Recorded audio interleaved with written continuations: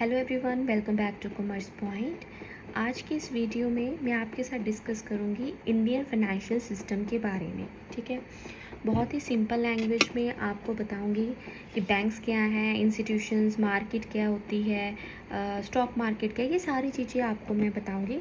आपको क्या करना है, आपको सिर्फ इस सीरीज़ को फॉलो करना है और 4-5 वीडियोस के अंदर आप सारा फाइनेंशियल सिस्टम जो है इंडिया का वो समझ जाएंगे। ठीक है, बहुत सारे एग्जांपल्स दूंगी जो कि आपको हेल्प करेंगे एग्ज़ाम में एमसीक्यूज़ को अटेम्प्ट करने में। राइट, सो सबसे पहले जो इंडियन फाइनेंशियल सिस्टम है इसको हम 4 कंपोनेंट्स में डिवाइड कर सकते हैं: financial institutions, financial market, financial instruments and financial services. ठीक है, अगर हम अब एक सिंपल लैंग्वेज में ना साथ में एग्जांपल्स भी देती जाती हूँ आपको। ठीक है, फाइनेंशियल इंस्टीट्यूशंस का मतलब है जैसे कि हम कहते हैं पीएनबी बैंक है, आईसीआईसीआई बैंक है। ये जो बैंक्स हैं, चाहे आप कमर्शियल बैंक्स की बात करें, नॉन कमर्शियल बैंक की, शेड्यूल नॉन शेड्यूल की बात करें, जहाँ फिर किसी भी नॉन बैंकिंग फाइनेंशियल इंस्टीट्यूशन जैसे कि एलआईसी, यूआईसी, ठीक है, इनकी बात हम करते हैं, तो ये सारे फाइनेंशियल इंस्टीट्यूशंस की कैटेगरी में आते हैं।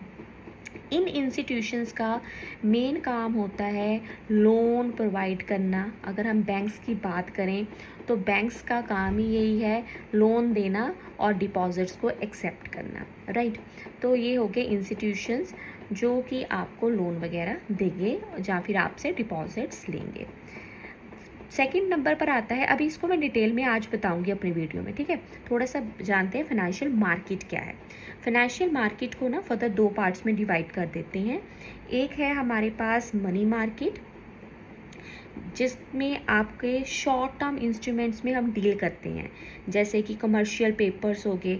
बेसिकली गवर्नमेंट को जब लोन वगैरह चाहिए होता है ना, तब वो मनी मार्केट से पैसा उठाती है। ठीक है, और दूसरा आ जाता है हमारे पास, that is the capital market. आपने बहुत बार सुना होगा इस कंपनी का शेयर जो है इशू हो गया है, स्टॉक एक्सचेंज, ऐसे टर्म्स सुनी होंगी। ये सारी टर्म्स जो है वो कैपिटल मार्केट से रिलेटेड हैं। तो मार्केट का मतलब क्या होता है, एक प्लेस होता है जहाँ पर हम बाय या फिर सेल करते हैं। जब हम फाइनेंशियल मार्केट की बात करें तो ये दोबारा से एक ऐसा प्लेस है, एक ऐसा प्लेटफॉर्म है जहाँ पर जाकर आप पैसा उठा सकते हैं।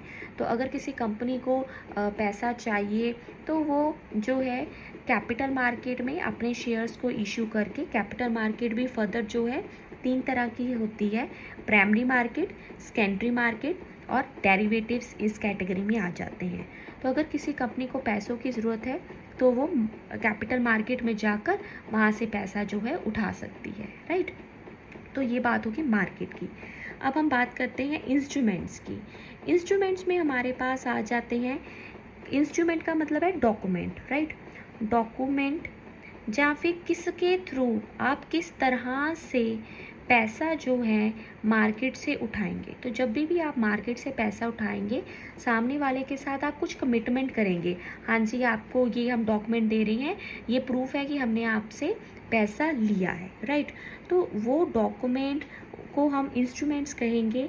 और इंस्ट्रूमेंट्स में आपके आ जाते हैं इक्विटी, आ जाते हैं इक्विटी शेयर, डेट आ जाता है इसमें इसमें आपके पास प्रेफरेंस शेयर आ जाएंगे। ठीक है, तो ये कुछ एग्जांपल्स मैंने आपको दिए हैं, इसके अलावा भी बहुत सारे होते हैं जो कि आने वाली वीडियोस में हम पढ़ेंगे।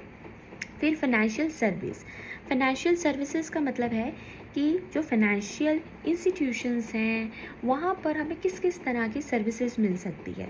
तो एक तो बड़ा ही आसानी से आपको पता है कि हाँ भी हम लोन ले सकते हैं। राइट, इसके अलावा भी एसेट बेस्ड सर्विसेज भी होती हैं, फीस बेस्ड सर्विसेज भी होती हैं, जिसमें हम आपके पास hire purchase, venture capital, housing finance, factoring, उसके बाद स्टॉक ब्रोकिंग वगैरह, इस तरह की बहुत सारी सर्विसेज आ जाती हैं। राइट, सो ये सारा तो मैंने आपको क्रक्स बता दिया इंडियन फाइनेंशियल सिस्टम के बारे में।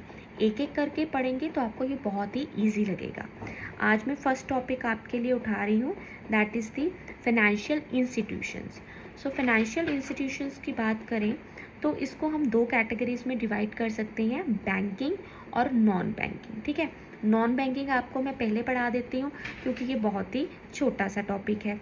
नॉन बैंकिंग जो बैंक्स हैं उनका मेन काम क्या होता है, उन्होंने एक्सेप्ट करना है डिपॉजिट और उन्होंने एडवांस देनी है, ठीक है, एडवांस या फिर प्रोवाइड दी लोन, राइट। सो ये दो मेन काम है आपके बैंक्स के। जो सिर्फ लोन वगैरह प्रोवाइड करेगा या फिर बाकी की सर्विसेज देगा उसको हम नॉन बैंकिंग की कैटेगरी में डाल देते हैं, ठीक है। इनके अलावा जो सर्विसेज प्रोवाइड कर रहे हैं जो कि बैंकिंग रेगुलेशन एक्ट 1949 के अंडर कवर नहीं हो रहे, वो आपकी नॉन बैंकिंग फाइनेंशियल इंस्टीट्यूशन की कैटेगरी में आ जाते हैं, जैसे कि life insurance corporation of India, GIC general insurance corporation, UTI unit trust of India, ठीक है। और इनका मेन काम क्या होता है, ये आपको लोन प्रोवाइड करते हैं, इक्विपमेंट लीज पर दे देते हैं, हायर परचेज की सर्विसेज देते हैं। तो कुछ इस तरह की सर्विसेज हमें नॉन बैंकिंग इंस्टीट्यूशंस प्रोवाइड करते हैं, राइट। अब आ जाते हैं मेन टॉपिक के ऊपर which is the banking. So banks क्या है, बैंक्स जो है इंडिया में सारे के सारे इंपॉर्टेंट पॉइंट्स आपको बताऊंगी जिसके ऊपर एमसीक्यूज बनते हैं और जो आपने याद करने हैं टॉपिक, ठीक है। आप जो जैसे मैंने नोट्स बनाए हैं उस तरह से आप भी खुद नोट्स बना सकते हैं। सो बैंकिंग में जितने भी बैंक्स होंगे उनको कंट्रोल कौन करता है, सेंट्रल बैंक करता है। इंडिया का सेंट्रल बैंक कौन है, RBI, reserve Bank of India. और आरबीआई को हम अपेक्स इंस्टीट्यूट भी बोलते हैं। अपेक्स का मतलब है सबसे ऊपर, जिसके कंट्रोल में सब कुछ होगा। तो इंडिया का जितना भी बैंकिंग सिस्टम है वो किसके कंट्रोल में है, वो आरबीआई के कंट्रोल में है, राइट। अब ये सारे जितने भी बैंक्स हैं वो बैंकिंग रेगुलेशन एक्ट 1949 के अंदर कवर होते हैं। इनको भी फर्दर आप दो कैटेगरीज में डिवाइड कर सकते हैं, ऑर्गेनाइज्ड और अनऑर्गेनाइज्ड। पहले छोटा सा अनऑर्गेनाइज्ड बता देती हूँ क्योंकि ये इतना इम्पॉर्टेंट नहीं है। जितने भी ना मनी लैंडर्स होते हैं, इंडिजीनियस बैंकर्स हैं जो कि आरबीआई की कंट्रोल में नहीं है, इस एक्ट के अंदर नहीं आ रहे, ठीक है। मनी लैंडर आपने साहूकार वगैरह से पैसे ले लिए तो वो अनऑर्गेनाइज कैटेगरी में आ गया, दे आर नॉट ऑर्गेनाइज्ड। दूसरी कैटेगरी आ जाती है ऑर्गेनाइज्ड, जो कि आपके लिए बहुत इंपॉर्टेंट है समझने। ऑर्गेनाइज्ड में अलग अलग तरह के बैंक आ सकते हैं, जैसे कि कॉमर्शियल बैंक्स हो गए, मर्चेंट बैंक्स होंगे, राइट। इसके अलावा non schedule, schedule banks, cooperative banks आ जाएंगे, आरआरबी आ गए, फॉरेन बैंक्स आ गए, ठीक है, ये इस कैटेगरी में आएंगे। तो सबसे पहले है हमारे पास ऑर्गेनाइज में कमर्शियल बैंक्स। कमर्शियल बैंक्स क्या करते हैं, इनका मेन काम होता है लोन प्रोवाइड करना, बट ये लोन शॉर्ट टर्म के लिए या फिर मीडियम टर्म के लिए, कम टाइम पीरियड के लिए लोन प्रोवाइड करते हैं, ठीक है। दे एक्सेप्ट द डिपॉजिट, आपसे डिपॉजिट लेंगे, एक तरफ से डिपॉजिट लेंगे, दूसरी तरफ से ये जो है लोन प्रोवाइड कर देते हैं, ठीक है। तो अब इनका जो मेन काम है वो है टर्म लोन प्रोवाइड करना। नेक्स्ट है हमारे पास मर्चेंट बैंक। थोड़ा सा ना इसमें नाम याद कर लेना एग्जाम्पल के तौर पर कि इंडिया में कौन कौन से कमर्शियल बैंक्स हैं, टोटल कितने कमर्शियल बैंक है एट प्रेजेंट, राइट। ये थोड़ा सा याद कर लेना क्योंकि मैंने वीडियो कंटेंट बनाया है, बच्चे 1 साल बाद भी देखेंगे, 2 साल बाद भी देखेंगे, हो सकता है इसमें एग्जाम्पल, फिगर्स, नंबर्स चेंज होते रहते हैं, ठीक है। तो आप थोड़ा सा ये चेक कर लेना एग्जाम्पल्स क्या है, टोटल नंबर क्या है। मर्चेंट बैंक्स क्या है, मर्चेंट बैंक जो है ये फाइनेंशियल इंटरमीडिएरीज की तरह काम करती हैं। बेसिकली मर्चेंट का मतलब क्या होता है, बाय एंड सेलिंग से रिलेटेड, ठीक है, मतलब बिजनेस से रिलेटेड। तो ऐसे बैंक्स जो कि बिजनेसमैन को हेल्प प्रोवाइड करते हैं ना, उनको मर्चेंट बैंक्स कहते हैं। ये कैसे कैसे काम कर सकते हैं, जैसे कि इशू मैनेजमेंट, किसी कंपनी ने अपने शेयर्स इशू किए हैं तो उनके इशू को ये मैनेज कर रहे हैं, अंडर राइट कर देते हैं, उनको प्रॉमिस कर देते हैं कि अगर मार्केट में उनके शेयर्स नहीं बिकेंगे तो वो उनके शेयर्स बाय कर लेंगे, ठीक है। तो इस तरह के ये काम करते हैं। और प्रोजेक्ट काउंसलिंग, कोई प्रोजेक्ट है उसको एनालाइज करके बता देते हैं कि हाँ ये प्रोजेक्ट एक्सेप्ट करना चाहिए कि नहीं, इससे क्या फ़ायदा होगा, उससे क्या नुकसान होगा, ठीक है। पोर्टफोलियो मैनेजमेंट करते हैं, ऐसी सर्विसेज प्रोवाइड करेंगे मर्चेंट बैंक्स, राइट। अब हम आ जाते हैं schedule and non schedule banks के ऊपर। नॉन शेड्यूल बैंक्स जो हैं, सबसे पहले शेड्यूल बैंक्स ऐसे बैंक होते हैं जो कि RBI reserve Bank of India act 1934 के शेड्यूल सेकंड के अंदर रजिस्टर्ड हैं, ठीक है। इनके पास पेड अप कैपिटल जो है वो कम से कम 5 लाख होनी चाहिए और इनको CRR कैश रिजर्व रेशियो जो है मेंटेन करके रखनी पड़ती है, ठीक है। तो कुछ प्रोविजंस हैं जो कि इन बैंक्स को फॉलो करनी है, अगर फॉलो करते हैं then they are under this category. दूसरी तरफ हमारे पास आ जाते हैं नॉन शेड्यूल्ड बैंक्स, जो इनको फॉलो नहीं करते, ठीक है, जिनकी पेड अप कैपिटल 5 लाख से कम है या फिर जो शेड्यूल सेकंड में नहीं आ रहे, they are under the category of non schedule bank. कुछ एग्जांपल्स बताती हैं, जैसे कि इंडिया में कैपिटल लोन एरिया बैंक लिमिटेड फगवाड़ा में है, ये नॉन शेड्यूल बैंक के अंदर है। Then Shubhadra local area bank limited जो कि कोल्हापुर में है, ठीक है, तो वो इस कैटेगरी के अंदर आते हैं। पहले तो ये दोनों प्रोविजंस बहुत इंपॉर्टेंट है, ये लर्न करनी है, इसके अलावा आपको एग्जांपल्स भी याद कर लेना, राइट। अब है कॉरपोरेटिव बैंक। कॉरपोरेटिव बैंक ना बेसिकली क्या होते हैं, कुछ लोग मिलकर अगर एक सोसाइटी बना ले और इनके कस्टमर ही इनके ऑनर्स होते हैं और वो ही कस्टमर्स होंगे, ठीक है, जो इनको चलाएंगे, they are the customer and they are the honours.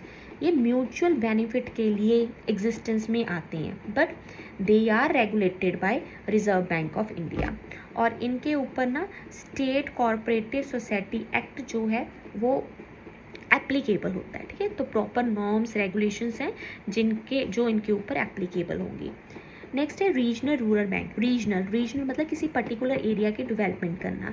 तो बेसिकली रूरल एरिया की डेवलपमेंट करने के लिए ऐसे बैंक्स जो हैं एग्जिस्टेंस में आए जिनकी ओनरशिप गवर्नमेंट के हाथ में होती है और their ownership is under the control of Ministry of Finance. तो गवर्नमेंट, मिनिस्ट्री ऑफ फाइनेंस भी तो गवर्नमेंट का ही एक पार्ट है ना, उसका ही एक डिपार्टमेंट है। तो इस डिपार्टमेंट के अंदर RRB की ओनरशिप होती है, ठीक है। लास्ट है that is the foreign bank. नाम से ही पता लगता है इंडिया का नहीं है। तो जो बैंक्स इंडिया में रजिस्टर्ड नहीं हैं, इंडिया के बाहर उनके हेडक्वार्टर्स हैं, इंडिया में सिर्फ ब्रांचेज हैं, they are the foreign banks, ठीक है। इसमें ना एग्जांपल्स याद कर लेना। Abu Dhabi commercial bank limited, American Express banking corporation बहुत पॉपुलर बैंक है, ठीक है। Then Australia and New Zealand banking group limited. तो ये कुछ बैंक्स हैं जो कि फॉरेन बैंक की कैटेगरी में आते हैं। इसी के साथ हमारा जो फर्स्ट पार्ट है ना, ये वाला, ये देखिए इंडियन फाइनेंशियल सिस्टम के अंदर जो हमारा फर्स्ट पार्ट था that is the financial institutions, ये वाला टॉपिक जो है कवर हो गया है। तो बहुत इजी है, कुछ एक्ट याद करना, थोड़ी सी फिगर्स हैं और बहुत सारे एग्जांपल्स याद करना।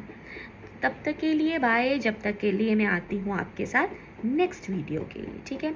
And yes, don't forget to subscribe Commerce Point and like this video.